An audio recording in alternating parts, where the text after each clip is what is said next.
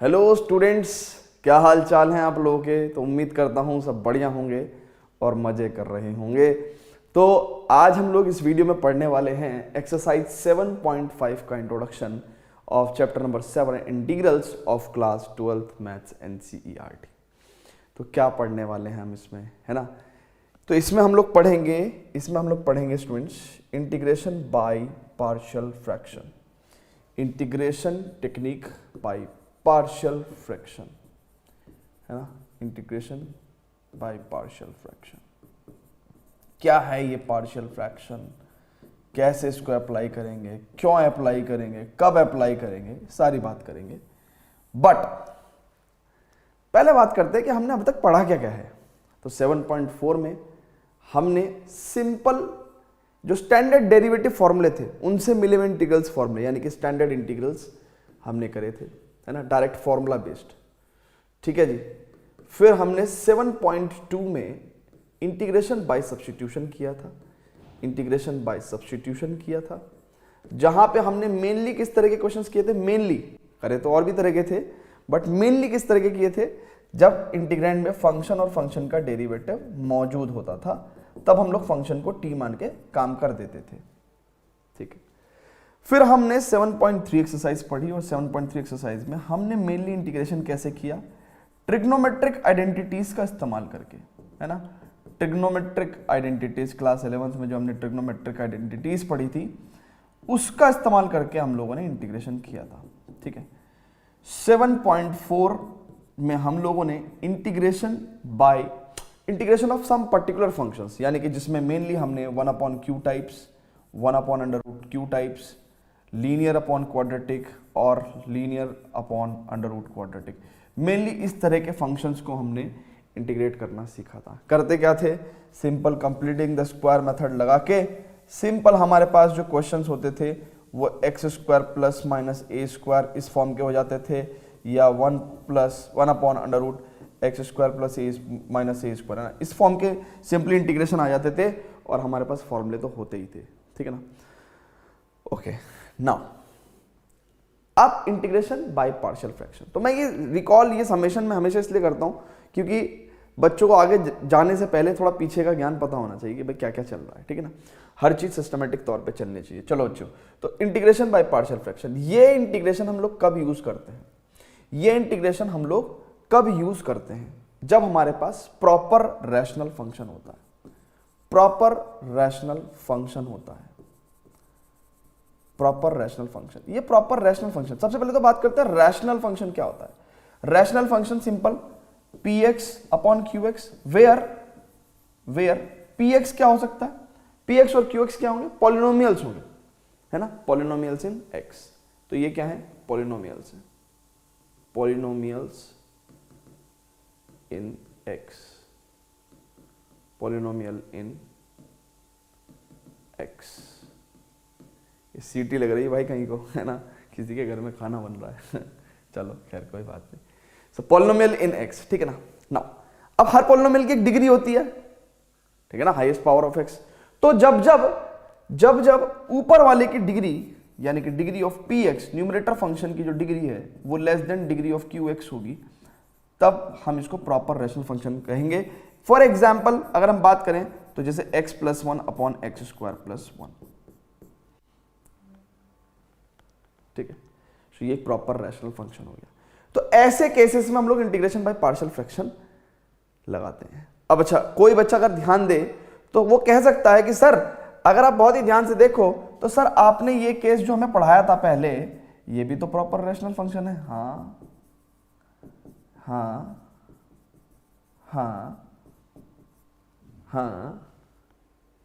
ये भी ऑब्वियसली ये भी एक प्रॉपर रैशनल फंक्शन है।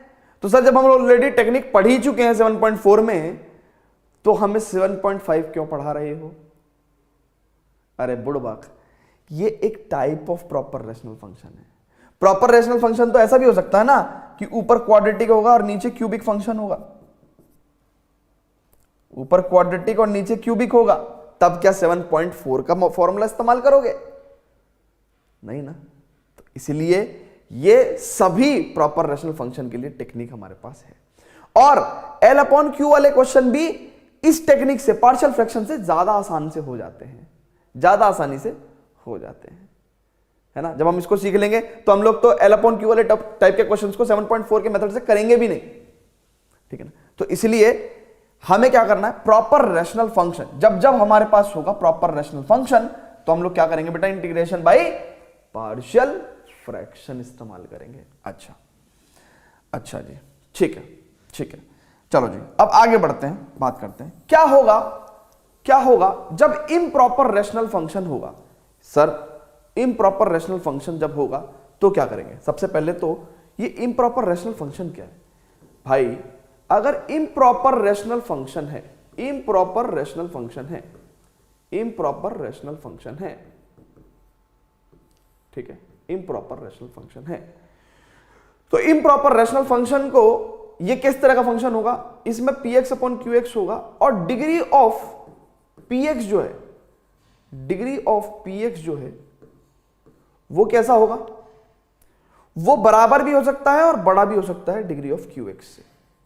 ऐसे केस में हम लोग कहेंगे इसको improper rational function. For example जैसे x² + 1/x + 1, ये एक इम्प्रॉपर रैशनल फंक्शन है, या x² + 1/x² + 2x + let's say 1, ये सब क्या हो गए, इम्प्रॉपर रैशनल फंक्शन हो गए।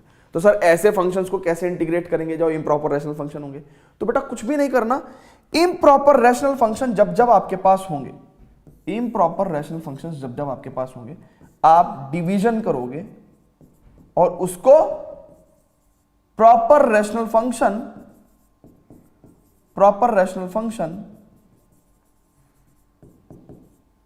प्लस सम पॉलिनोमियल में चेंज कर दोगे। नहीं आई बात समझ में भाई। जब आपके पास इम्प्रॉपर रैशनल फंक्शन होगा तो देखो आप क्या कर सकते हो, आप डिवीजन कर दो ना, उससे क्या होगा, x² + x सब्ट्रैक्ट करेंगे तो कितना होगा, ये खत्म हो गया और ये भैया 1 - x आ गया। अभी भी रिमाइंडर की जो डिग्री है वो डिवाइजर के बराबर है। हमें क्या चाहिए, रिमाइंडर की डिग्री हमेशा, है ना, रिमाइंडर की डिग्री हमेशा डिवाइजर से छोटी होनी चाहिए, है ना।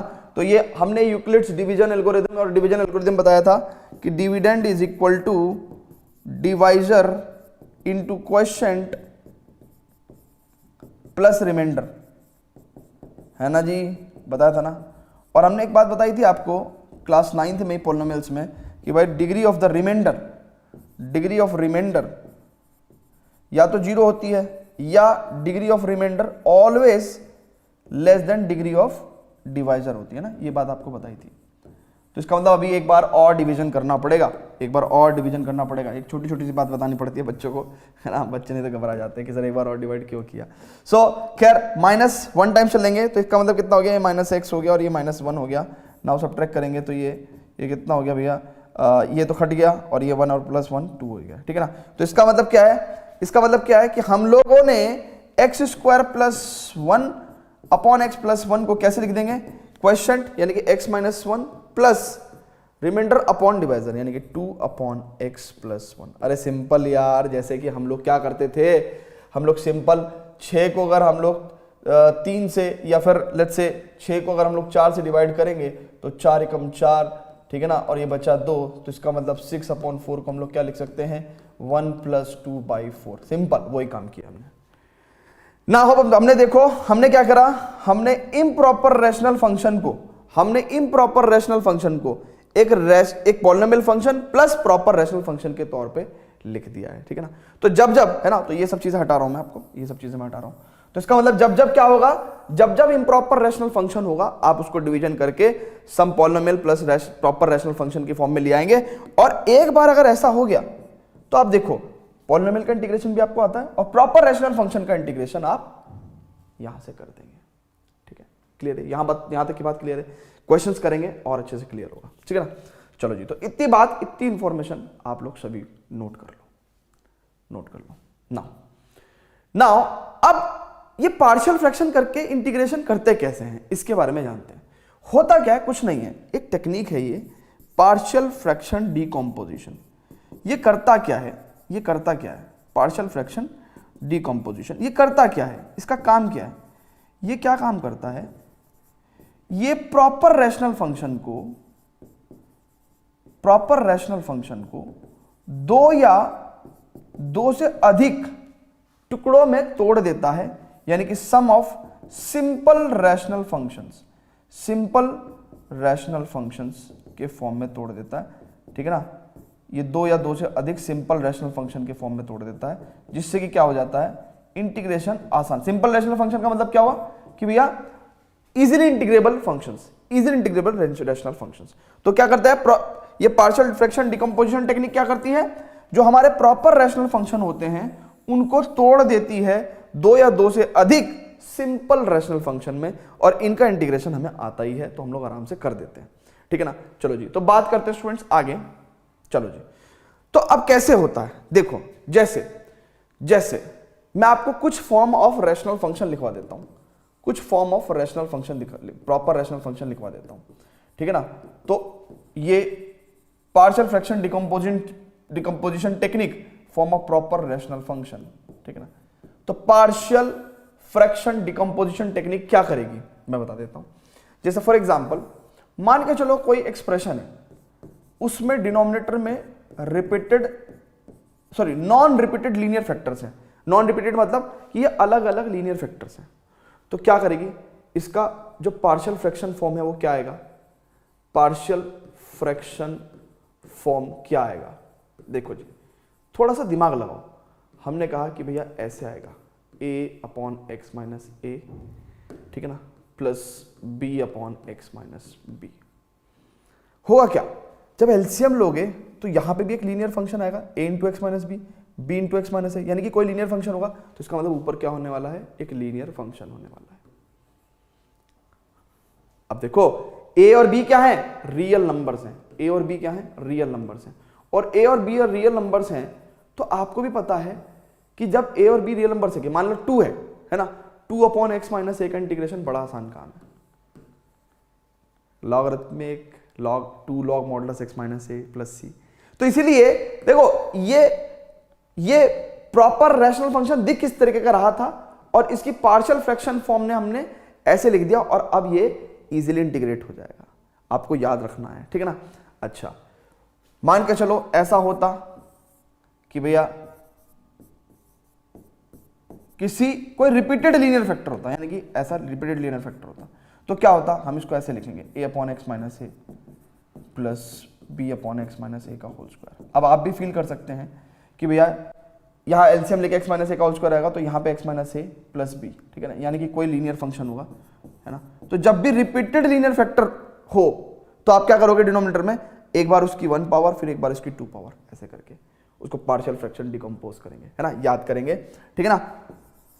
अच्छा, अब अगर मान के चलो ऐसा हो गया कि भाई 3 नॉन रिपीटेड लीनियर फैक्टर्स हैं, तो क्या करेंगे, दिमाग लगाओ। पार्शियल फ्रैक्शन फॉर्म में क्या करेंगे, a/x - a plus b/x - b plus c/x - c, ऐसे करके लिखेंगे। अच्छा, जब एलसीएम लेंगे तो x - a, x - b, x - c LCM आएगा, तो यहाँ पे क्या होगा, a × x - b × x - c, यानी कि क्वाड्रेटिक एक्सप्रेशन होगा। तो ऊपर की तरफ है ना, a × quadratic expression, b × quadratic expression, c × quadratic expression, तो यानी कि ऊपर क्या आ जाएगा, एक क्वाड्रेटिक एक्सप्रेशन आ जाएगा, तो px² + qx + r। तो इस तरह के ये क्या है, इधर लेफ्ट साइड में क्या है, प्रॉपर रैशनल फंक्शंस हैं, और राइट साइड में उनकी पार्शियल फ्रैक्शन फॉर्म है। जब मैं इसको अप्लाई करूंगा तो आपको और मजा आएगा करने में, ठीक है ना। चलो जी स्टूडेंट्स, अच्छा अब एक बात समझेंगे।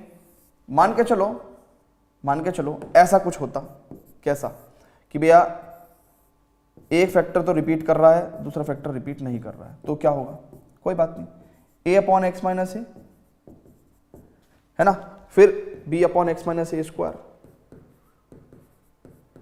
प्लस c/x - b, है ना। तो जो रिपीट होता है तो उसकी तो 1 पावर, फिर 2 पावर, और फिर ये x - b।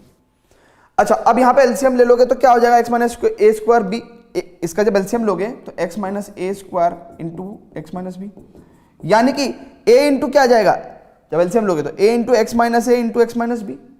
तो इसका मतलब क्या है कि यहां पे कुछ क्वाड्रेटिक एक्सप्रेशन होगा, यहां पे भी कुछ क्वाड्रेटिक एक्सप्रेशन आएगा, यहाँ पे भी कुछ क्वाड्रेटिक एक्सप्रेशन आएगा, सॉरी यहाँ पे कुछ क्वाड्रेटिक एक्सप्रेशन आएगा, यहाँ पे एक लीनियर एक्सप्रेशन आएगा और यहाँ पे क्वाड्रेटिक एक्सप्रेशन आएगा, यानी कि समेशन में क्या होगा, यहाँ पे क्वाड्रेटिक एक्सप्रेशन आएगा। जिन बच्चों को ये समझ में नहीं आ रहा है ना, जिन बच्चों को ये समझ में नहीं आ रहा है, उनके लिए मैं एक बात बहुत अच्छी बताना चाहूंगा कि आप उसको रट लो। ये 5 चीजें लिखवा रहा हूं, इसको रट लो। ये 5 चीजें लिखवा रहा हूं, इसको रट लो। क्वेश्चंस में ये 5 ही पार्शियल फ्रैक्शन फॉर्म आपकी इस्तेमाल होंगी, तो डोंट वरी एट ऑल, ठीक है ना।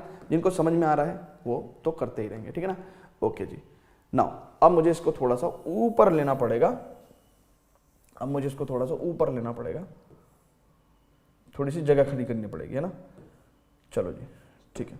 अब एक 5वीं फॉर्म है, मान के चलो नीचे एक लीनियर फैक्टर है और एक नॉन फैक्टराइजेबल, यानी कि इस पर्टिकुलर फैक्टर को आप फर्दर फैक्टराइज नहीं कर सकते, है ना भाई। हर क्वाड्रेटिक एक्सप्रेशन के भी आप फैक्टर्स नहीं कर सकते, है ना। फैक्टर तो जिनके एग्जिस्ट करेंगे उनको ही तो, फैक्टर्स तो जिनके एग्जिस्ट करेंगे उनके तो लिख पाओगे आप।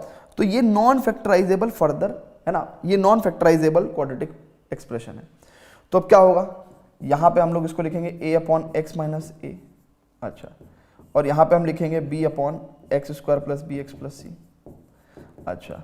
अब हम क्या करते हैं कि कभी भी अगर इसको इंटीग्रेट करना होता है, नीचे अगर क्वाड्रेटिक एक्सप्रेशन है तो ऊपर लीनियर फैक्टर रखने का एक फायदा होता है, क्यों, क्योंकि इंटीग्रेशन बाय सब्स्टिट्यूशन लग जाता है, ठीक है ना। तो हमने bx प्लस सी लिखा। अब देखो अगर हम लोग इसका एलसीएम ले लेंगे तो a into some quadratic and bx plus c into some linear, तो यानी कि क्वाड्रेटिक प्लस क्वाड्रेटिक, यहाँ पे भी क्या होगा, एक क्वाड्रेटिक होगा। तो ये एक कॉमन सेंस है जिससे कि हम लोगों ने ये सारे पार्शियल फ्रैक्शन फॉर्म लिख लिए हैं। जिनको ये जब मैं लिख रहा था, जिस टेक्निक से मैं लिख रहा था, जिनको ये समझ में आया तो ठीक है, जिनको नहीं भी समझ में आया है वो एक बार फिर से वीडियो देखने की कोशिश करेंगे, समझने की कोशिश करेंगे, एंड देन करेंगे क्या, बेसिकली इसको आप अगर बिल्कुल भी समझ में नहीं आ रहा है तो ये 5 प्रॉपर रैशनल फंक्शन की जो फॉर्म्स हैं उनकी पार्शियल फ्रैक्शन फॉर्म आप याद कर लो, 2 मिनट लगेगी, उसके बाद हम लोग क्वेश्चन करेंगे।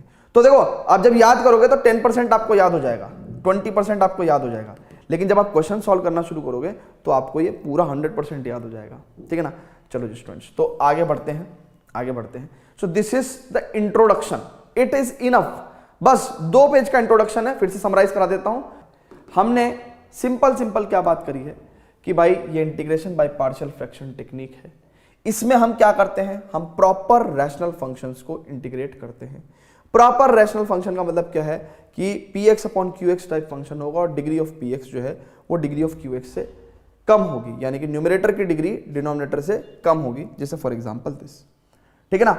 अच्छा, अगर कोई फंक्शन प्रॉपर नहीं है तो इसका मतलब क्या है, इम्प्रॉपर रैशनल फंक्शन है। अगर कोई प्रॉपर रैशनल फंक्शन नहीं है तो इम्प्रॉपर रैशनल फंक्शन है। इम्प्रॉपर रैशनल फंक्शन में क्या होगा कि न्यूमरेटर की डिग्री ग्रेटर देन और इक्वल टू डिनोमिनेटर होगी, यानी कि इस तरीके के।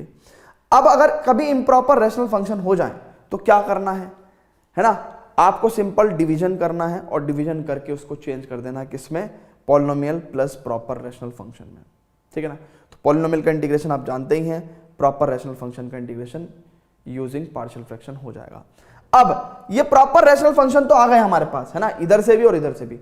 अब ये प्रॉपर रैशनल फंक्शन का हम करते क्या है, तो पार्शियल फ्रैक्शन डिकम्पोजिशन एक टेक्निक है, उससे क्या होता है कि प्रॉपर रैशनल फंक्शन को हम लोग 2 या 2 से अधिक सिंपल रैशनल फंक्शन के रूप में तोड़ पाते हैं, जिससे क्या होता है कि ये इजीली इंटीग्रेबल फंक्शंस होते हैं, इनके फॉर्मूले हम जानते हैं तो हम लोग इनको डायरेक्ट इंटीग्रेट कर पाते हैं, ठीक है ना। तो हम लोग आगे बढ़े और हमने कहा कि भैया देखो लेफ्ट हैंड साइड में कुछ प्रॉपर रैशनल फंक्शंस आपको दिए हुए हैं, ठीक है ना, और इनके रेस्पेक्टिव पार्शियल फ्रैक्शन फॉर्म, यानी कि 2 या 2 से अधिक सिंपल प्रॉपर रैशनल फंक्शन की फॉर्म में हमने तोड़ के दिखाए हुए हैं। So this is partial fraction form. बस अब हमें क्या करना है, क्वेश्चंस में इन चीजों को अप्लाई करना है। बहुत ध्यान से देखेंगे, 4-5 एग्जांपल हैं, हर एग्जांपल अलग है, सारी तरीके की, मतलब जितना हमने सीखा है हम सभी वैरायटी ऑफ क्वेश्चंस में जब अप्लाई करेंगे तो आपको इसका मल्टी डायमेंशनल ज्ञान होगा, है ना, और फिर आप एक्सरसाइज के क्वेश्चंस को तो ऐसे ही चुटकियों में करते हुए, ठीक है। चलो जी स्टूडेंट्स, तो आगे बढ़ते हैं। Before that students please pause the video to note it down. आगे बढ़ते हैं। चलो जी, अब स्टूडेंट्स ये क्वेश्चन है, ठीक है ना। नाउ साफ साफ दिख रहा है कि भाई ये प्रॉपर रैशनल फंक्शन है, क्यों, डिनोमिनेटर की डिग्री 2 है और न्यूमरेटर में तो कांस्टेंट पॉलिनोमियल है, उसकी डिग्री तो कितनी होती है, 0 होती है, ठीक है ना।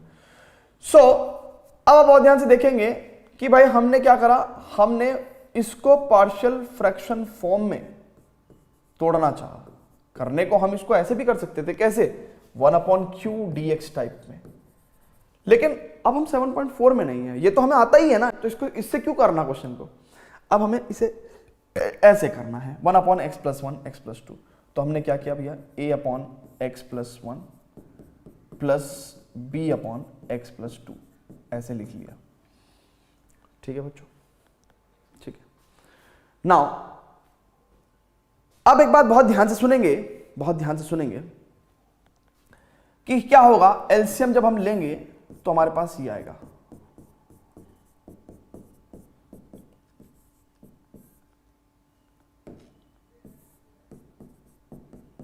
एलसीएम जब हम लेंगे तो हमारे पास क्या आएगा, a×x+2 प्लस b×x+1, ठीक है।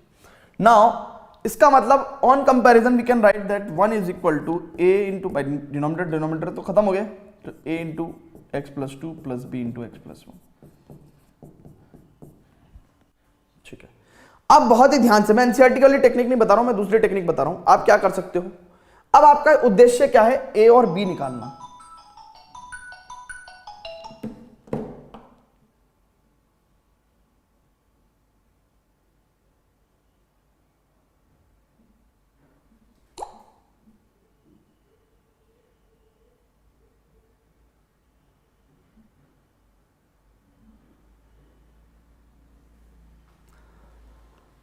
तो अब आपका उद्देश्य क्या है, आपको निकालना है a और b। भाई इस पर्टिकुलर इंटीग्रैंड को हमने पार्शियल फ्रैक्शन फॉर्म में लिखा, तो a और b निकालना हमारा उद्देश्य है। तो a कैसे निकालेंगे, तो मैंने दिमाग लगाया कि भाई ये एक इक्वेशन है, ये दुनिया में किसी भी x के लिए वैलिड इक्वेशन है। हमने कहा कि भैया x को मैं अगर -1 रख दूं तो उससे मेरा क्या फायदा होगा, ये क्वांटिटी 0 हो जाएगी, ये क्वांटिटी -1 + 1 0, तो 0 × b 0, और लेफ्ट हैंड साइड में तो 1 तो 1 ही रहेगा, चाहे x को कुछ भी रखते रहो, और a × -1 + 2 प्लस b -1 + 1, देखो ये क्वांटिटी तो खत्म ही हो गई। नाउ 2 - 1 1, यानी कि a की वैल्यू कितनी हो गई, 1 हो गई, ठीक है। नाउ अब दूसरी बार आप क्या करोगे, अब आप पुट करोगे x की वैल्यू -2, उससे क्या फायदा होगा, ये 1 तो 1 ही रहेगा, x को -2 रखने से ये खत्म हो जाएगा, है ना, और b -2 + 1, तो देखो ये तो खत्म हो गया, और ये कितना हो गया, -b, यानी कि b की वैल्यू -1 हो गई। अब आप बहुत ही ध्यान से समझें एक बात, क्या,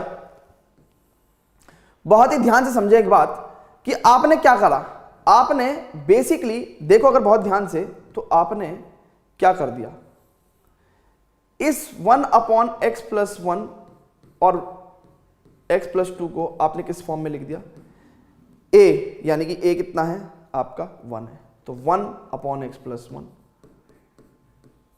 प्लस या -1 b की वैल्यू कितनी है, -1, तो -1/x+2।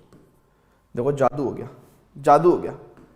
आप कहोगे कि सर क्या मैथमेटिकली करेक्ट है, चेक कर लो, राइट हैंड साइड का आप एलसीएम ले लेके देख लो,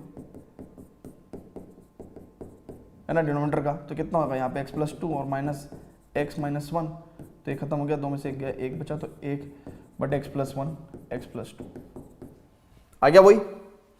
लेकिन अब समझो, अगर आपको इसका इंटीग्रेशन निकालना था, अगर आपको इसका इंटीग्रेशन निकालना था, तो अब आपका इसका इंटीग्रेशन निकालना है, अब आपको इसका इंटीग्रेशन निकालना, और इसका इंटीग्रेशन निकालना दुनिया का सबसे आसान काम है, चेक करो, इसका इंटीग्रेशन निकालना दुनिया का सबसे आसान काम है। ये कितना हो गया, log modulus x+1 minus log modulus x+2 plus c, check कर लो, ठीक है ना भाई, 1/समथिंग, something should be the linear function, तो 1/समथिंग का कितना होगा, log समथिंग अपॉन समथिंग का डिफरेंशिएशन, माइनस 1/समथिंग, something should be a linear function, तो 1/समथिंग का integration log something upon something का डिफरेंशिएशन, यानी कि log m minus log n को आप क्या भी लिख सकते हो, log m/n भी लिख सकते हो। This is simple integration, simple integration. Clear है बच्चों? क्लियर है? Very good very good. फटाफट से इसको नोट करेंगे, फटाफट से इसको नोट करेंगे। चलो जी और क्वेश्चन करते हैं, और क्वेश्चन करते हैं, बिल्कुल सेम तर्ज पे करेंगे, बिल्कुल सेम तर्ज पे करेंगे। नाउ यहां पे पार्शियल फ्रैक्शन फॉर्म लगाने से पहले ही मुझे क्या दिख गया? एक इम्प्रॉपर रैशनल फंक्शन दिख गया, इम्प्रॉपर रैशनल फंक्शन दिख गया। न्यूमरेटर की डिग्री डिनोमिनेटर की डिग्री के बराबर है। तो मैं क्या करूंगा? सबसे पहले तो डिवीजन करूंगा, डिवीजन करूंगा तो उससे क्या होगा? दिस इज वन टाइम है ना, वन टाइम चलाऊंगा इसको। So x square minus 5x plus 6 subtract होगा तो कितना हो जाएगा? ये खत्म हो गया, ये हो गया 5x और ये 1 माइनस 6 यानी कि माइनस का 5। तो इसका मतलब इसको मैं लिख सकता हूं ऐसे डिवीजन करके 1 plus 5x minus 5 upon X square minus 5x plus 6 dx। ठीक है, लिख सकता हूं क्या भैया? और अगर मैं इसको ऐसे लिख सकता हूं बच्चों, तो क्या मैं इसको ऐसे भी लिख सकता हूं? इसके फैक्टर कर दो, कितना होगा? x minus 2 x minus 3। अरे करके देख लो, स्प्लिटिंग द मिडिल टर्म करके, क्या दिक्कत है? नाउ अभी तक ये हमारा क्या चल रहा था? ये इंटीग्रेशन चल रहा था ना। ये i कह दो, लेट से i। ये क्या है? This integration is i, let say i कह दो। नाउ अब बहुत ध्यान से देखेंगे, i is equal to dx का तो x हो गया प्लस यहां पे कोई कांस्टेंट आ गया, लेट से c1 5 एंड दिस पूरी क्वांटिटी को मैं कह देता हूं i2 या i2 या i1 कह देता हूं i1। Now this is equation number 1। अब मेरा काम क्या है? मेरा काम है i1 को सॉल्व करना। x minus 1 upon x minus 2 into x minus 3। This is a proper rational function. इसका मतलब अब मैं क्या करूंगा? सब बच्चों को समझ में आ गया होगा, सब बच्चों को समझ में आ गया होगा कि सर आप इसको x minus 2 a upon x minus 2 plus x minus 3 b। तो हम जनरली क्या, देखो मैंने जब फॉर्मूला भी लिखवाया था आपको, तो मैंने सभी के सभी, मैंने क्या करा? मैंने जब आपको ये फॉर्मूले लिखवाए थे, ध्यान से देखो कौन से, तो मैंने ये सारे फॉर्मूले कैसे लिखे थे? मैंने इनको देख के फॉर्मूले लिखे थे, इनको देख के फॉर्मूले लिखे थे। ये वाली क्वांटिटी मैंने सबसे एंड में भरी थी, ये वाली क्वांटिटी मैंने सबसे एंड में भरी थी, क्योंकि यहां पे अप टू क्वाड्रेटिक एक्सप्रेशन हो सकता है, अप टू क्वाड्रेटिक एक्सप्रेशन। यहां पे एक लीनियर एक्सप्रेशन भी पॉसिबल है। लेकिन मैं क्या कर रहा हूं? मैं तो पार्शियल फ्रैक्शन फॉर्म डिनोमिनेटर को देख के फिल कर रहा हूं, डिनोमिनेटर को देख के बना रहा हूं, ठीक है ना। तो x माइनस ए और x माइनस बी वाली जो फॉर्म होगी वो a upon x minus a plus b upon x minus b के तौर पे बनेगी, बशर्ते बस फंक्शन क्या होना चाहिए आपका? प्रॉपर रैशनल फंक्शन होना चाहिए, ठीक है। तो मैंने ये बना दिया। अब आप बहुत ध्यान से देखो, तो x minus 1 is equal to a x minus 3 plus b x minus 2, ठीक है। यानी कि अभी फिलहाल इसको मैंने अभी यहां पे मैं सॉल्व नहीं कर सकता, तो मैं इसको इधर ले जा रहा हूं भाई। तो x minus 1 is equal to a x minus 3 plus b x minus 2। यानी कि एक बार में अगर x को प्लस 2 रख दूं तो 2 माइनस 1 1, 2 माइनस 3 माइनस का a, और ये तो जीरो हो जाएगा, 2 माइनस 2 0, तो ये खत्म हो गया। और जीरो, इस क्वांटिटी को जीरो बनाने के लिए तो मैंने b को जीरो बनाने के लिए तो मैंने x की वैल्यू 2 ली। तो यहाँ पे हमारे पास क्या आ गया? a की वैल्यू क्या हो गई? -1 हो गई, a की वैल्यू -1 हो गई। अच्छा, नाउ अब मैं क्या कर सकता हूं? x की वैल्यू 3 ले सकता हूं। x की वैल्यू 3 लेने से क्या हो जाएगा? ये खत्म हो जाएगा और ये इधर आ जाएगा 3 माइनस 2 b, यानी 3 माइनस 2 1 1 इंटू b, और 3 माइनस 1 2, सो b की वैल्यू हो गई 2। यानी कि I1 की अगर मैं बात करूं तो मेरे को इंटीग्रेंड की जगह क्या मिल जाएगा? ये मिल जाएगा a। देखो ना, इंटीग्रेंड की जगह, इसकी जगह मैं क्या लिख सकता हूं भाई? इसकी जगह मैं क्या लिख सकता हूं? ये लिख सकता हूं। सो a अपॉन एक्स माइनस 2, यानी कि मैं फिर से बता दे रहा हूं आपको, कोई बात नहीं, कोई बात नहीं, इसकी जगह मैं ये लिख सकता हूं, a upon x minus 2 plus b upon x minus 3, this much of dx। और a कितना आ गया हमारे पास, माइनस का 1, तो a आ गया हमारे पास माइनस का 1, और b कितना आ गया हमारे पास, प्लस का 2। नाउ अब ये इंटीग्रेशन करना कितना आसान काम है, इसको लिख सकते हैं minus log modulus x minus 2 plus 2 log modulus x plus x minus 3 plus c, है ना। अब ये क्योंकि अब एक कांस्टेंट में लिख चुका था, तो यहां पे मैं लेट्स से c2 लिख दे रहा हूं, है ना, क्योंकि भाई क्वेश्चन में दूसरी बार कांस्टेंट पैदा हुआ है तो c2 कह देते हैं। इसका मतलब क्या हुआ बच्चों, अब ये i1 की वैल्यू आप यहां पे रखोगे, कहां पे, इस इक्वेशन में, इस इक्वेशन में, इसमें मैं देखो ना भाई, ये आपका i1 था ना, i1 था ना भाई ये, तो अब आप i1 की वैल्यू यहां रखोगे, तो यानी कि इसका मतलब i is equal to x plus c1 plus 5 into i1 कितना है, ये रहा, minus log modulus x minus 2 plus 2 log modulus x minus 3 plus c2। अच्छा कुछ लोग ऐसे भी देख सकते हैं, कुछ लोग ऐसे भी देख सकते हैं ना, इसको ऐसे, है ना, या ऐसे देख सकते हैं ना। जब अब मैं मल्टीप्लिकेशन करूंगा तो कितना होगा, x plus c1 plus minus 5 log modulus x minus 2, ठीक है ना, 5 दूनी 10 यानी कि 10 log modulus x minus 3 plus 5c2। अब देखो एक बात मैं फाइनली लिख रहा हूं, i is equal to x minus 5 log modulus x minus 2 plus 10 log modulus x minus 3। अब यहां पे ध्यान रखना c1 प्लस 5c2, अब ये कांस्टेंट प्लस 5 का कांस्टेंट, ये पूरा का पूरा तो एक ही कांस्टेंट है, अरे ये पूरा का पूरा तो एक ही कांस्टेंट है भाई, है तो कांस्टेंट ही, तो इसको कांस्टेंट लिख देता, तो this is our answer. Clear है, ऐसे आपको क्वेश्चन करने हैं, शांति से, प्यार से, ध्यान से सीख के क्वेश्चंस करने हैं। क्लियर है, वेरी गुड, फटाफट से इसको नोट करेंगे। Pause the video, note it down students, pause the video, note it down. तुम इतना क्यों मुस्कुरा रहे हो, अरे क्या गम है जो तुम छुपा रहे हो, आंखों में नमी, लबों पे, सॉरी भूल गया गाना। देखो क्या आपको ये वाली प्रॉपर रैशनल फंक्शन फॉर्म याद है, इसमें हम लोग क्या लिखते थे, ऐसे लिखते थे, ऐसे लिखते थे, ऐसे लिखते थे, चेक करो, लिखते थे क्या, ऐसे लिखते थे। नाउ बहुत ही ध्यान से देखेंगे,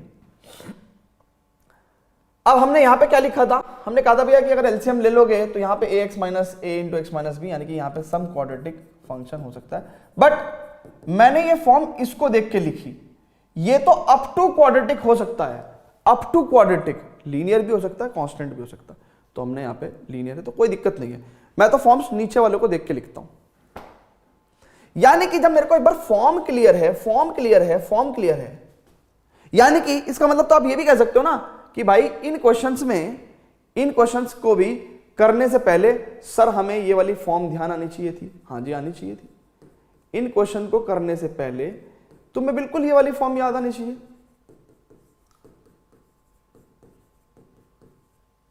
बिल्कुल तुम्हें ये वाली फॉर्म याद आनी चाहिए, ठीक है। और ये अप टू लीनियर हो सकता है, कांस्टेंट भी हो सकता है। अच्छा आगे चलते हैं, यानी कि जब ये क्वेश्चन किया था आपने, है ना, तो इम्प्रॉपर रैशनल फंक्शन को डिवाइड करने के बाद जब ये आपके पास आ गया था, जब ये सिचुएशन आ गई थी, है ना, तो आपके पास क्या दिमाग में आना चाहिए था, कि यार x minus a into x minus b, इसका मतलब यहाँ पे a upon x minus a होगा plus b upon x minus b होगा, है ना, ठीक है, और a into x minus b, b into x minus a, यानी कि सम लीनियर फंक्शन यहां हो सकता है, ठीक है ना, देखो, ठीक है। सो आपको प्रॉपर जो भी रैशनल फंक्शन है उनकी कॉरस्पॉन्डिंग पार्शियल फ्रैक्शन फॉर्म एकदम से रिकॉल होनी चाहिए। जैसे फॉर एग्जांपल इस पर्टिकुलर क्वेश्चन में हमें एकदम से रिकॉल हो गई, तो अब हमने क्या किया, अब हमने क्या किया भैया, बहुत ध्यान से देखेंगे, तो हमने 3x माइनस 2 को कैसे लिखना है, हमें कैसे लिखना है, a upon x plus one plus b upon x plus one का whole square plus c upon x plus three. ठीक है ना। अब लेंगे एलसीएम, तो यहां पे मैं क्या लिख सकता हूं 3x माइनस टू। मैं डायरेक्ट एलसीएम लेके लिख रहा हूं, है ना। तो देखो एलसीएम कितना आएगा, एलसीएम आएगा एक्स प्लस वन का whole square x plus three. ठीक है ना, चलो इधर भी लिख देते हैं एक्स प्लस वन का whole square x plus three. तो ये कितना होगा a into x plus one into x plus three plus b into x plus three, ठीक है ना, plus c into x plus one का होल स्क्वायर, है ना। ये नीचे वाले पहिया हटा दें क्या, इनको, इनका खाना हो गया। चलो अब क्या करना है, अब क्या करना है बच्चों, बहुत ही ध्यान से देखेंगे। अब क्या करना है, अब सिंपली मेरे को ए बी और सी की वैल्यू निकाल लेगी, मल्टीप्लाई करके कोफिशिएंट कंपेयर करेंगे, ये करेंगे वो करेंगे, दुनिया भर में दिमाग खराब हो जाएगा, हमारा दिमाग खराब हो जाएगा। तो हम क्या करेंगे भैया, बहुत ध्यान समझेंगे, बहुत ध्यान समझेंगे। मैं कह रहा हूं कि एक बार x की वैल्यू माइनस थ्री ले लो या x की वैल्यू माइनस वन ले लो, तो उससे ये भी जीरो हो जाएगा और ये भी जीरो हो जाएगा। तो मैं x की वैल्यू माइनस वन ले रहा हूं, तो कितना हो जाएगा भैया 3 इंटू माइनस वन यानी कि माइनस थ्री माइनस टू। यहां पे x की वैल्यू माइनस वन होते ही ये पूरा जीरो और x की वैल्यू माइनस वन होते ही ये पूरा जीरो, तो यहां पे b रह जाएगा सिर्फ, और x की वैल्यू माइनस वन रखने के बाद 3 माइनस वन 2, तो यानी कि ये कितना हो जाएगा minus five upon two b की वैल्यू। नाउ अब और क्या रख सकता हूं मैं, अब मैं x की वैल्यू माइनस थ्री रखना चाहता हूं, उससे क्या फायदा होगा, यहां पे तो आ जाएगा माइनस नाइन और माइनस टू। ठीक है ना, ठीक है ना भाई, माइनस थ्री रखने से minus nine minus two, minus three रखने से ये पूरा जीरो और ये पूरा जीरो, तो c into minus three plus one का होल स्क्वायर, यानी कि minus nine minus two minus ग्यारह, और ये कितना हो गया माइनस का दो का स्क्वायर चार, तो माइनस के 11/4 सी की वैल्यू। अब मेरे समझ में कुछ आ नहीं रहा है कि यार मैं किसको जीरो बनाऊं। भाई मेरे पास सी की वैल्यू आ चुकी है, बी की वैल्यू आ चुकी है, ए की वैल्यू लाने के लिए इन दोनों को मुझे जीरो बनाना पड़ेगा, लेकिन ये अलग अलग एक्स की वैल्यू पे जीरो हो रहे हैं और वो दोनों वैल्यू हम लोग ले चुके हैं। क्या करेंगे, अब रेंडमली एक्स की कुछ भी वैल्यू ले लो जो तुम्हारी इच्छा हो। मैं एक्स की वैल्यू जीरो ले रहा हूं, आप दो ले लो, तीन ले लो, पांच ले लो, कुछ भी ले लो, जीरो ले रहा हूं, तो क्या होगा 3 into zero zero minus two, इधर लेफ्ट में माइनस टू आ जाएगा। अच्छा, a into zero plus one one, zero plus three three, plus b into three, है ना, zero plus three three, and c into one. ठीक है ना। अच्छा, सी की वैल्यू मेरे को पता है, यानी कि माइनस का 11/4। अच्छा, बी की वैल्यू भी मेरे को पता है कितना, माइनस का 5/2, माइनस का 5/2। यानी कि अब मैं इसको सॉल्व करूं क्या, मैं इसको सॉल्व करूं क्या, बहुत ध्यान से देखेंगे, मैं इधर लेफ्ट में सॉल्व कर रहा हूं, यानी कि माइनस का 2 is equal to 3a minus 5 दिया 15/2 माइनस का 11/4, यानी कि 3a is equal to minus का 2 प्लस 15/2 प्लस 11/4, यानी कि it is equal to, LCM लिया 4 तो 4 दूनी 8 माइनस का प्लस 2 दूनी 15 दूनी 30 प्लस 11, सो 30 और 11 41, 41 में से 8 गया, 41 में से 8 गया 33, 33 तो प्लस का 33/4, सो ए की वैल्यू कितनी होगी भैया 33/4। ठीक है ना, आप लोग मैथमेटिकली चेक कर लो, मैं किताब में चेक कर लेता हूँ भाई, क्योंकि फिर ये पता चले पूरा क्वेश्चन ही खराब हो जाएगा। ठीक है, चेक करो आप लोग, मैं भी किताब में चेक कर लेता हूँ कौन सा क्वेश्चन है ये 3x - 2 वाला, है ना। सो क्या हमारे पास ए बी सी की वैल्यू परफेक्ट आ गई क्या, 11/4 माइनस का 5/2 और माइनस का 11/4, कुछ गलत आ रहा है, कुछ गलत आ रहा है, इसलिए मेरे को ये दोबारा से चेक करना पड़ेगा। हाँ जी, x की वैल्यू मैंने -1 ली, ये -3 -2 -5, ठीक है ना, और ठीक है, एक -5/2 आ गई, -11/4 आ गई। ए की वैल्यू में मेरे को गड़बड़ लग रही है कुछ, ए की वैल्यू में मेरे को गड़बड़ लग रहा है कुछ, मैं देख लेता हूँ फिर भी ए की वैल्यू फिर से कैलकुलेट कर लेते हैं, कितना होगा, इट इज -2 लेफ्ट में, a into 0 + 1 1 0 + 3 3 plus b into 3 plus c into 0 1 है ना। So -2 is equal to a 3a, इसकी तो वैल्यू में चाहिए 3a, ठीक है।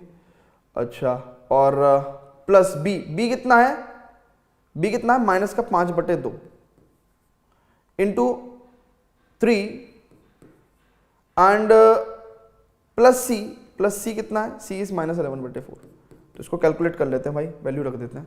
सो माइनस का 2 और 5 दिया 15/2, तो उधर जाके प्लस का 15/2 हो जाएगा और उधर जाके प्लस का 11/4 हो जाएगा। ये वैल्यू हो गई 3a की।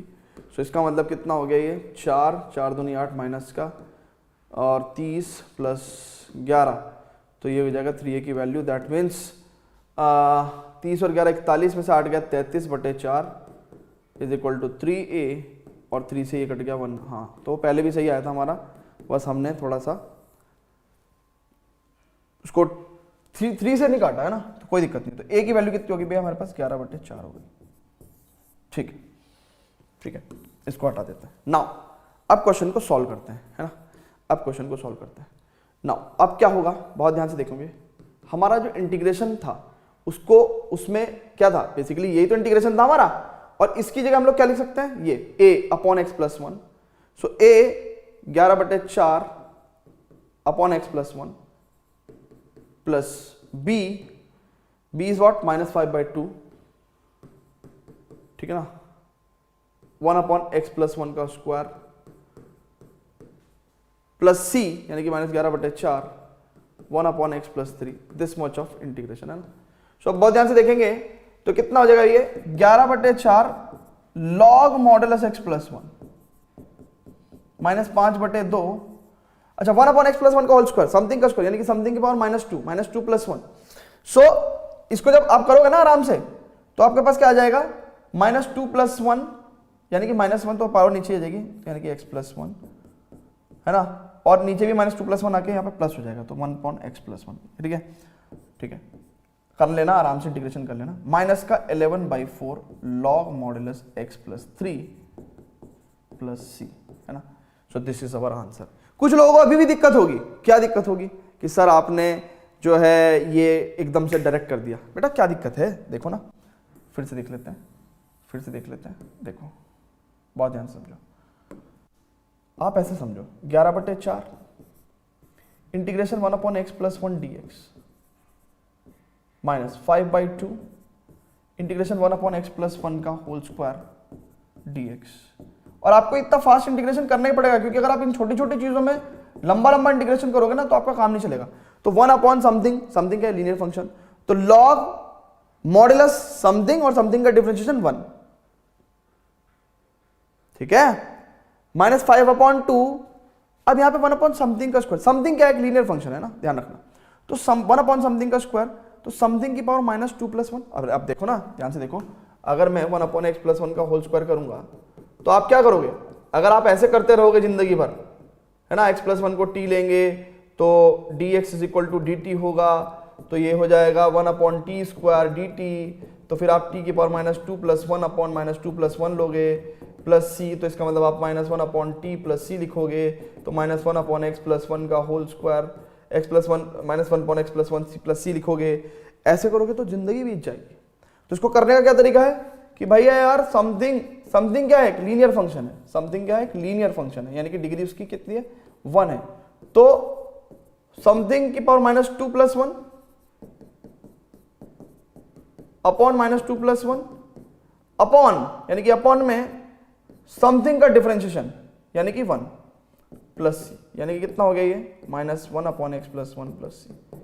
ऐसे तो सिखाया आपको, सिखाया कि नहीं सिखाया, तो ऐसे करना है आपको। तो इसका मतलब क्या है कि आप इसको डायरेक्ट करेंगे, ठीक है, क्लियर है कि नहीं है, वेरी गुड। अब आगे चलते हैं, फटाफट से इसको नोट करेंगे सभी बच्चे, pause the video, note it down. आप आंसर मैच कर सकते हो, तो देखो आप आंसर मैच कर सकते हो। देखो यहां पे इन दोनों चीजों को क्लब किया हुआ है, क्लब करने का मतलब क्या है कि भाई ये दोनों आंसर आप क्लब कर सकते हो ना। देखो 11/4 कॉमन ले सकते हो, और log something minus log something यानी कि log modulus x+1 log m - log n, log m/n, ठीक है, आप इसको ऐसे करके भी लिख सकते हो, या आप इसको ऐसे भी लिख सकते हो 5 की multiply 5 upon 2x plus 1 plus c, ऐसे करके लिख सकते हो। ठीक है, चलो अब आगे बढ़ते हैं, फर्दर क्वेश्चंस करते हैं। Pause the video, note it down. चलो, तो थोड़ा सा ब्रेक ले सकते हो आप चाहो तो, है ना, थोड़ा सा ब्रेक ले सकते हो, ब्रेक लेके लेकिन वापस ही आते रहो, पढ़ते रहो, ठीक है ना। और देखो, break is not bad thing, break लेते रहो, लेकिन ब्रेक ही ना रह जाए, है ना, ब्रेक को खत्म करना भी जरूरी होता है। तो you can take a break, you can take chill pill, right, and then हमें तो क्योंकि क्या है, वैरायटी ऑफ क्वेश्चंस में अभी वी हैव 14, 15 और 16 3 एग्जाम्पल और करने हैं, सो दैट कि हम लोग इस एक्सरसाइज के तमाम वैरायटी ऑफ क्वेश्चंस को अच्छे से लर्न कर सकें कि भाई कैसे इनको सॉल्व करना है। ठीक है, चलो जी स्टूडेंट्स, तो एग्जाम्पल नंबर 14 देखते हैं, है ना। एग्जाम्पल नंबर 14 क्या करेंगे बच्चों, देखो एक बात समझो कि हम इसमें क्या देख सकते हैं भैया, x square plus 1 x square plus 4 है तो ये प्रॉपर रैशनल फंक्शन। अच्छा, तो इसका मतलब x square plus 1 plus x square plus 4। अच्छा, यहां पे क्या होगा, ए एक्स प्लस बी और सी एक्स प्लस डी। लेकिन अगर एलसीएम लेंगे तो this is a linear into quadratic, यानी कि क्यूबिक बन जाएगा। तो इसका मतलब इसको कांस्टेंट ही रखते हैं। क्यों? क्योंकि इधर एक्स स्क्वायर है, क्वाड्रेटिक एक्सप्रेशन है, तो बी और ये सी एक्स प्लस डी, भले ही बाद में जाके वो क्यूबिक वाले जो कोफिशिएंट्स है ना, उनका इफेक्ट 0 हो जाता, लेकिन हमने पहले ही कांस्टेंट ले लिया ना, बी और डी, ठीक है ना। या फिर इसको ए और बी भी ले सकते हैं हम लोग, ए और बी भी ले सकते हैं, ठीक है ना। अब क्या कर सकते हैं हम लोग, बहुत ध्यान से देखेंगे, तो x square is equal to a into x square plus 4 plus b into x square plus 1, यानी कि x square is equal to a x square plus B x square plus 4a plus b. Now अगर आप बहुत ध्यान से देखो तो x square ये होता है कोफिशिएंट कंपैरिजन वाला मॉडल, कोफिशिएंट कंपैरिजन वाला मॉडल। तो उससे क्या होता है कि भैया एक्स स्क्वायर का कोफिशिएंट यहाँ 1 है, तो a प्लस बी की वैल्यू तो 1 हो जाएगी, और 4a प्लस बी की वैल्यू 0 हो जाएगी। 4a प्लस बी की वैल्यू कितनी हो जाएगी, 0 हो जाएगी। आप चेक कर लो, ठीक है ना, क्योंकि कांस्टेंट टर्म तो है ही नहीं इधर। तो इसका मतलब अगर ये क्वेश्चन 1 है और ये क्वेश्चन सेकंड है, तो इसमें से इसको घटाएंगे तो 3a is equal to minus का 1 हो गया, यानी कि a की वैल्यू -1/3 हो गई। और अगर a की वैल्यू -1/3 होगी तो यहाँ पे रखेंगे तो -1/3 प्लस b की वैल्यू कितनी हो गई, 1। तो इसका मतलब b की वैल्यू कितनी हो जाएगी, 1 + 1/3, दैट मीन्स 3 × 3 और 1 4, तो 4/3।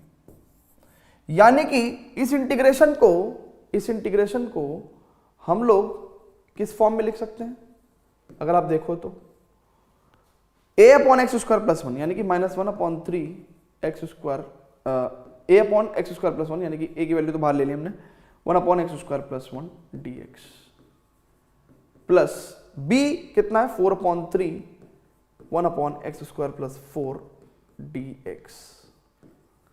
यानी कि ये कितना हो गया भैया, बहुत ध्यान से देखेंगे, -1/3।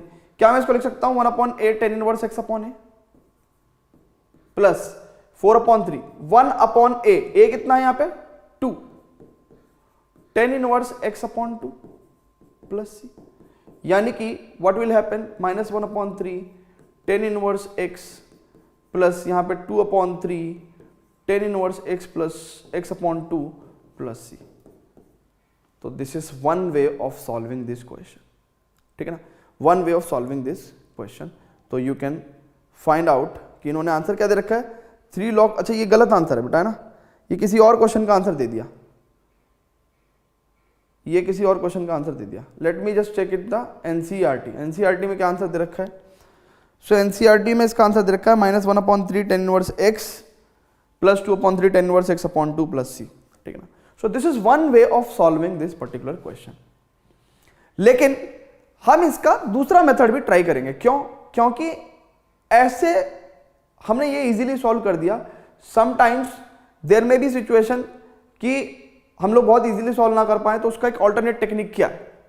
तो ऐसे क्वेश्चन में जनरली जब हमारे पास एक्स स्क्वायर की फॉर्म में टर्म्स है, तो हमारे पास एक और तरीका भी होता है, क्या, एक्स स्क्वायर को टी मान के पार्शियल फ्रैक्शन फॉर्म को सॉल्व करना कैसे करते हैं, उस चीज को देखते हैं। ठीक है, उस चीज को देखते हैं।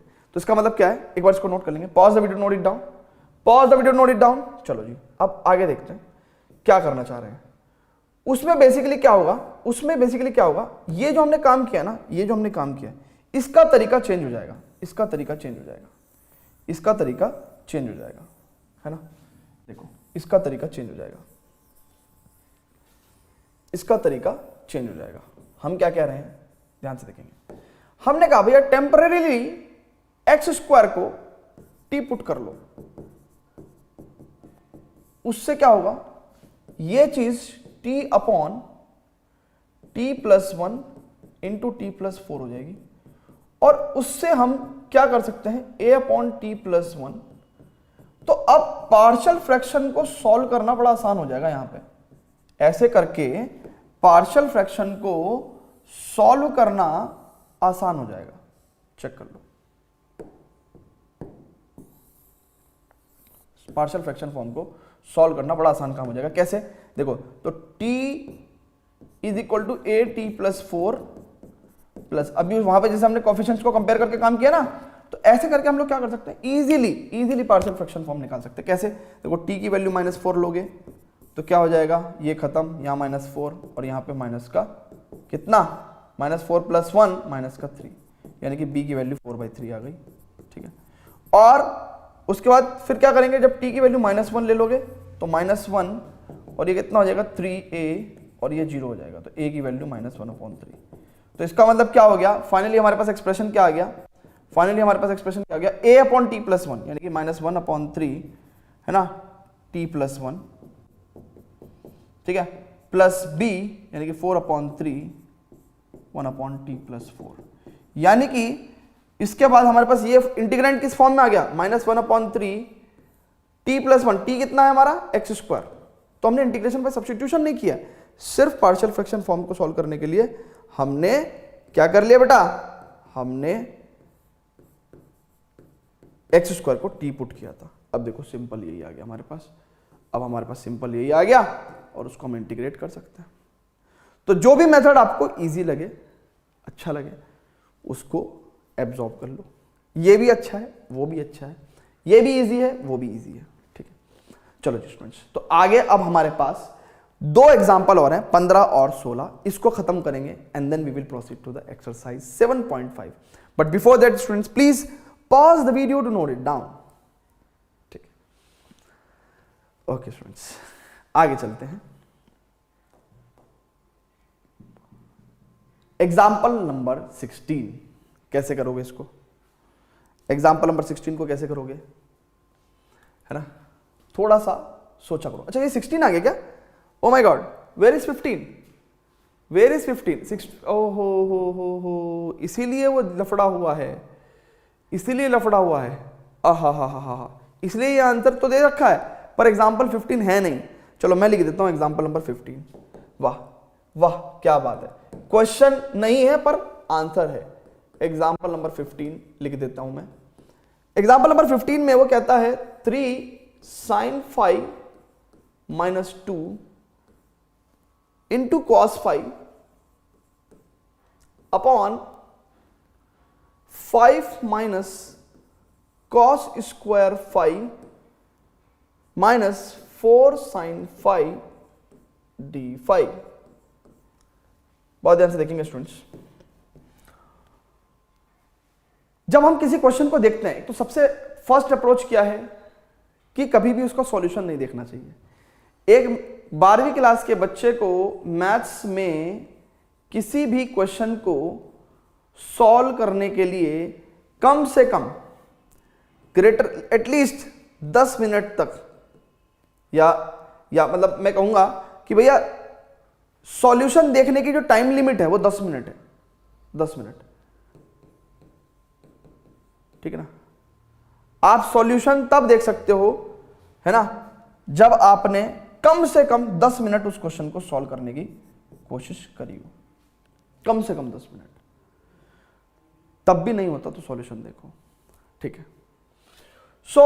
यहां पे देखेंगे क्या हो रहा है, नहीं हो रहा है, कैसे करेंगे, कब करेंगे, क्यों करेंगे। तो थोड़ी देर बाद एक बात समझ में आएगी कि यार एक बात सुनो, ये चल तो वैसे पार्शियल फ्रैक्शन फॉर्म की एक्सरसाइज रही है, कहीं ना कहीं ऐसा तो कुछ लगेगा ही, चलो ये तो हिंट है ही हमारे पास। अगर मैं इस पूरे क्वेश्चन में अगर मैं ऐसा कर लूं, कैसा कर लूं कि मैं साइन फाई को t मान लूं, तो मेरा काम हो जाएगा क्या? अगर मैंने साइन फाई को t मान लिया तो मेरा काम हो जाएगा कि cos फाई डी फाई को मैं dt लिख सकता हूं, और ये पूरा का पूरा क्वेश्चन क्या हो जाएगा, t की फॉर्म में आ जाएगा, यानी कि 3t माइनस 2 है ना, cos फाई डी फाई को मैंने dt लिख दिया, and 5 minus 1 minus T square minus 4t। इसको मैं फर्दर सॉल्व करूंगा तो कितना होगा, 3t माइनस 2, ये हो जाएगा 5 माइनस 1 प्लस का टी स्क्वायर माइनस का 4t, this much of dt। तो T square minus 4t, T square minus 4t plus 4, ये हमारा एक्सप्रेशन आया, ये हमारा एक्सप्रेशन आया, क्या आया, T square minus 4t plus 4। Okay, अब अगर कोई देख पा रहा हो तो T square minus 4t plus 4 क्या है, टी माइनस 2 का होल स्क्वायर, टी माइनस 2 का होल स्क्वायर। और मेरे को इसको देखते ही दिल में हो रहा है धक धक, है ना, क्या कि इसको मैं ऐसे लिख सकता हूं, इसको मैं ऐसे लिख सकता हूं कि नहीं लिख सकता हूं? ये करके देखना पड़ा, लेकिन जैसे ये आया उसके बाद तो दिमाग में आ गया, अरे यार partial fraction form, proper rational function. ये किसी के भी दिमाग में आ सकता है कि यार कि हम लोग cos स्क्वायर फाई को अगर 1 माइनस साइन स्क्वायर फाई लिख दो तो साइन फाई को t मानते ही तो cos फाई डी फाई खत्म हो जाएगा। ये स्टेप तो किसी के दिमाग में भी आ सकता है अगर कोई रेगुलर मैथमेटिक्स की प्रैक्टिस कर रहा है, ठीक है। तो इसका मतलब ये होने के बाद पार्शियल फ्रैक्शन फॉर्म आसान। अब आगे सुनेंगे क्या होगा। ये हो जाएगा भैया 3t minus 2 is equal to a into t minus 2 plus b, that is it. यानी कि 3t minus 2 is equal to, अब यहां पे हम लोग कंपैरिजन करके भी वैल्यू निकाल सकते हैं चाहे तो, है ना, कंपैरिजन करके भी वैल्यू निकाल सकते हैं। जैसे 3t माइनस 2 को हम लोग at minus 2a plus b, तो कंपैरिजन करके a की वैल्यू तो 3 के इक्वल हो ही गई, a की वैल्यू तो 3 के, बट t का कोफिशिएंट तो इक्वल हो ही गया। Now minus 2 is equal to minus 2a plus b, जहां पे मैं a की वैल्यू रख सकता हूं तो कितना हो जाएगा, minus 2 into 3 plus b, that means minus 2 equal to minus 6 plus b, यानी कि b is equal to minus 2 plus 6, यानी कि b is equal to 6 minus 2 4। तो b की वैल्यू मेरे पास 4 आ गई। जगह कम होने की वजह से मैं इसके बाकी के स्टेप्स हटा रहा हूं और ये b की वैल्यू 4 लिख रहा हूं, ठीक है भाई, ठीक है। नाउ अब मैं क्वेश्चन को लिखना शुरू कर दूं क्या? मेरा प्रॉपर इंटीग्रेंड ये था, बाद में ये हो गया, यानी कि अब मैं इंटीग्रेशन को क्या कर सकता हूं, a upon T minus 2, a कितना है 3 upon T minus 2 dt plus b कितना है मेरा 4 अपॉन टी माइनस 2 का होल स्क्वायर dt, यानी कि क्या मैं इसको लिख सकता हूं 3 log modulus T minus 2 plus क्या मैं इसको लिख सकता हूं 4 माइनस 1 अपॉन टी माइनस 2। तो भाई जब करोगे ना इंटीग्रेशन तब तुम्हें पता चलेगा ना, अपॉन टी माइनस 2 प्लस सी, यानी कि अब मैं t की वैल्यू रख दूंगा साइन फाई, तो 3 log sine phi minus 2 minus 4 upon t कितना है साइन फाई माइनस 2। अगर किसी भाई को इस आंसर में और इस आंसर में डिफरेंस नजर आ रहा है,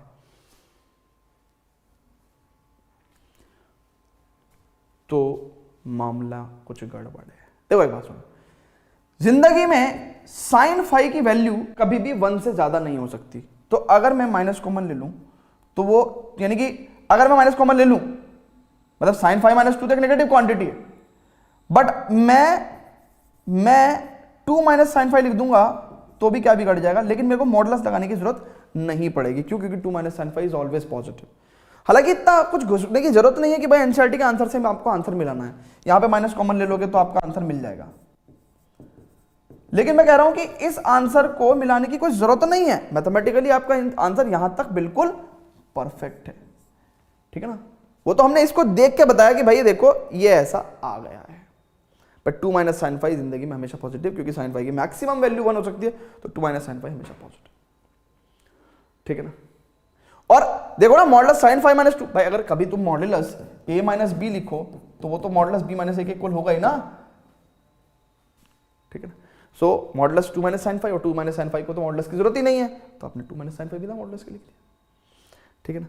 बाकी कभी इन सब चीजों की जरूरत पड़ेगी नहीं, ठीक है ना। आपने मैथमेटिकली जहां तक करेक्ट कर दिया वहां तक करेक्ट है, ठीक है ना। बस आपकी एक हैबिट क्या होनी चाहिए कि आप अपने आंसर से एनसीईआरटी का आंसर ला सकें, तो इसका मतलब क्या होगा कि हाँ आपका आंसर बिल्कुल परफेक्ट है, और आपको एक दो और मैथमेटिकल चीजें पता भी चलेंगी। नहीं तो आप मान के चलो आपने अपना आंसर लिया है लेकिन वो एनसीईआरटी के आंसर से मैच नहीं किया ना, आप करा रहे हैं, तो आपको पता कैसे चलेगा कि आपने क्या आंसर निकाला है वो सही है कि नहीं है। तो आप अपने आंसर से हमेशा एनसीईआरटी के आंसर को लाने की कोशिश करें, ठीक है ना। चलो जी, तो last example of this exercise introduction हम लोग करेंगे, ठीक है ना। तो स्टूडेंट्स फटाफट से इसको नोट कर लेंगे, फटाफट से इसको नोट कर लेंगे। Very good. चलो जी स्टूडेंट्स, तो देखते हैं अब एग्जाम्पल नंबर 16। लास्ट एग्जाम्पल है इस एक्सरसाइज का, और सभी तमाम वैरायटी ऑफ क्वेश्चंस हम लोग एग्जाम्पल्स में यानी कि इंट्रोडक्शन में पूरा कर चुके हैं, ठीक है ना। तो एक्सरसाइज करने में किसी भी बच्चे को कोई प्रॉब्लम नहीं आनी चाहिए, बट स्टिल हम फिर भी नेक्स्ट वीडियो में इसकी एक्सरसाइज के क्वेश्चंस को सॉल्व करेंगे, हर एक क्वेश्चन सॉल्व करेंगे। बस मेरी आपसे ये गुजारिश है कि किसी भी क्वेश्चन का सॉल्यूशन देखने से पहले कम से कम 10 मिनट तक आपको उसको सॉल्व करने की कोशिश करनी है ना। यानी कि सॉल्यूशन देखने की मिनिमम रिक्वायरमेंट क्या है, कम से कम आप 10 मिनट तक तो एफर्ट लगाएंगे, ठीक है। चलो जी, तो एग्जाम्पल 16 देखते हैं कैसे सॉल्व करेंगे। कहता है फाइंड दिस। तो नीचे इसके डिनोमिनेटर के फैक्टर्स को देखते हुए मेरे को दिमाग में क्या आ रहा है कि भाई मैं इसको a upon x plus two यानी कि ऐसे लिख सकता हूं, और एक्स स्क्वायर प्लस 1 और यहाँ पे बी एक्स प्लस सी की फॉर्म में मैं इसको लिख सकता हूं। सो व्हाट विल हैपन, अब बहुत ध्यान से देखो, तो क्या करना है, x square plus x plus 1 is equal to a into x square plus 1 plus B x plus c. हम लोग यहां पे बहुत क्लेवरली निकालेंगे ए बी और सी की वैल्यू। कैसे देखेंगे बहुत ध्यान से। सबसे पहले तो ये क्वांटिटी जीरो नहीं हो सकती, बट मैं एक्स की वैल्यू को -2 रख सकता हूं। तो जैसे ही मैं एक्स की वैल्यू को -2 रखूंगा तो मेरे को फायदा क्या होगा, -2 का स्क्वायर प्लस का 4 -2 प्लस 1 -2 का स्क्वायर 4 प्लस 1 5 5a, फिर ये जो भी है लेट्स से माइनस का 2b प्लस c। बट आप ये देखो ना -2 प्लस 2 तो 0 हो जाएगा एंड दिस पूरा खत्म हो जाएगा। तो 5a की वैल्यू कितनी हो जाएगी, 5 में से 2 गया 3, a की वैल्यू 3/5। मुबारक हो, आपको a की वैल्यू मिल गई है, ठीक है। नाउ अब क्या हो सकता है, अब देखो, अब कुछ समझ में आ रहा है कि क्या लेंगे क्या लेंगे क्या लेंगे, कुछ समझ में आ रहा है क्या? देखो मैं बताता हूं क्या लेंगे। देखो अगर आप बहुत ही ध्यान से देखो तो अब के मैं अगर x की वैल्यू को 0 ले लूं तो मुझे फायदा है क्या, इधर 1 आ जाएगा, इधर a आ जाएगा, इधर b इंटू 0 0 प्लस c आ जाएगा, और ये 2 आ जाएगा। और a की वैल्यू मेरे को पता है 3/5 है, a की वैल्यू मेरे को पता है 3/5 है। तो इससे कितना हो जाएगा 1 माइनस 3/5 यानी कि 2/5 है ना, 2/5 इज इक्वल टू 2c, और 2 से ये गया तो c की वैल्यू हो जाएगी 1/5, ठीक है, ठीक है, क्लियर है ना। अब क्या होगा, मेरे को a मिल गया, c मिल गया, मेरे को b निकालना है, b निकालना है, b निकालना है, b में भी एक ऑप्शन में निकाल देता हूं b कैसे निकालूं। अब आप एक काम करो ना, अब आप एक काम करो, b a की x की वैल्यू कुछ भी ले लो रैंडमली, सबसे इजी वैल्यू क्या है 1 ले लिया, तो 1 + 1 + 1 3, यहां पे 1 + 1 2a प्लस x की वैल्यू 1 है तो b + c और 1 + 2 3, सो 3 = 2a। a कितना है 3/5 प्लस b कितना है मेरे को निकालना है, प्लस c कितना है 1/5 इंटू 3, तो यानी कि यहां से मैं b की वैल्यू निकालने की कोशिश करूंगा। सो 2 × 6/5, तो 3 = 6/5 प्लस 3b प्लस 3/5, यानी कि मैं यहां पे रफ में अगर निकालने की कोशिश करूं तो 3 = 6.5 plus 3/5 plus 3b, that means ये कितना हो गया 9/5, तो 3 - 9/5 = 3b, यानी कि 5 या 15, 15 में से 9 गया 6, 6/5 = अगर 3b है तो 3 दूनी 6, यानी कि b की वैल्यू 2/5 आ गई। तो रफ में मैंने सॉल्व किया और मेरे को क्या मिल गया, जगह कम होने की वजह से मैंने यहां लिख दिया b = 2/5। चेक कर लो सभी लोग, a की वैल्यू 3/5, b की वैल्यू 2/5, c की वैल्यू 1/5। अब मैं क्या करूंगा, बहुत ही ध्यान से देखेंगे। अब मैं इसको इंटीग्रेट करना चाहूंगा ना, भाई देखो ना, अब भाई मैं जब इंटीग्रेट करूंगा तो a/x + 2, a कितना है 3/5 x + 2, ठीक है भाई, a/x + 2, a कितना है 3/5, तो 3/5 x + 2 प्लस इसको अलग कर दिया मैंने। भाई देखो ना यार, क्यों दिमाग लगाते हो यार, इसको इंटीग्रेट करूंगा तो इसको प्लस इसको इंटीग्रेट करना पड़ेगा ना, चेक करो ना, तो मैं सिंपल वैल्यू तो रख रहा हूं भाई, सिंपल वैल्यू तो रख रहा हूं। सो इसका मतलब क्या है कि 3/5 1/x + 2 dx प्लस, अब ध्यान से देखेंगे bx + c, b कितना है 2/5 x प्लस c कितना है 1/5 अपॉन x² + 1, यानी कि इसको मैं ऐसे लिख सकता हूं 3/5 1/dx/x + 2, और इसको मैं लिख सकता हूं 2/5, या इनफैक्ट 1/5 नहीं सॉरी, इसको मैं लिख सकता हूं 1/5 और यहां पर आ जाएगा 2x + 1 अपॉन x² + 1 dx। अब ध्यान से देखेंगे 3/5 dx/x + 2। अब ये देखो बहुत ध्यान से, तो ये 2x/x² + 1 तो इंटीग्रेबल है,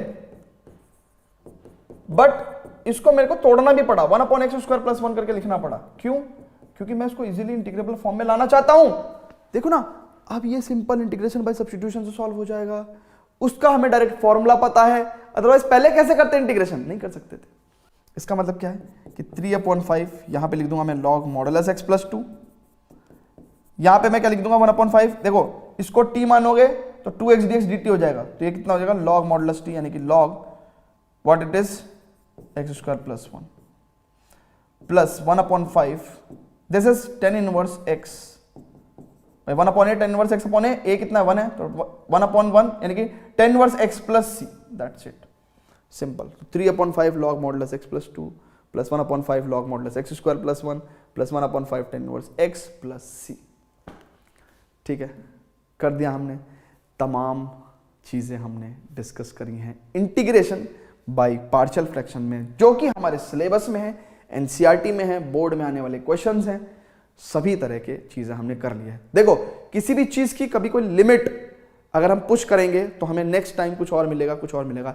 जैसे कि इंटीग्रेशन बाय पार्शियल फ्रैक्शन में इससे और भी ज्यादा बहुत कुछ है पढ़ाने को, इससे और मोर जनरलाइज्ड फॉर्म में पढ़ाने के और वैरायटी ऑफ क्वेश्चंस बन सकते हैं, बट हमारे बोर्ड में, हमारे सीबीएसई में, सिलेबस में, एनसीईआरटी में this is enough, this is more than enough. तो हमने जो करा है इसी नॉलेज से हम लोग बोर्ड में आने वाले हर क्वेश्चन को सॉल्व कर सकते हैं, ठीक है ना। ओके, तो आप आंसर चेक कर सकते हो, 3/5 log modulus x + 2 plus 1/5 log modulus x² + 1 plus 1/5 tan inverse x + c, ठीक है ना। सो आंसर इज परफेक्ट, ठीक है बच्चों। तो मिलेंगे अगली वीडियो में, जिसमें कि हम करेंगे एक्सरसाइज 7.5 के सभी क्वेश्चंस को सॉल्व, है ना। टिल देन गुड बाय, इसकी अच्छी से प्रैक्टिस करो, फिर से सारे क्वेश्चंस फिर से प्रैक्टिस करो, है ना। तो मिलते हैं नेक्स्ट लेक्चर में, till then good bye, love you all, bye bye.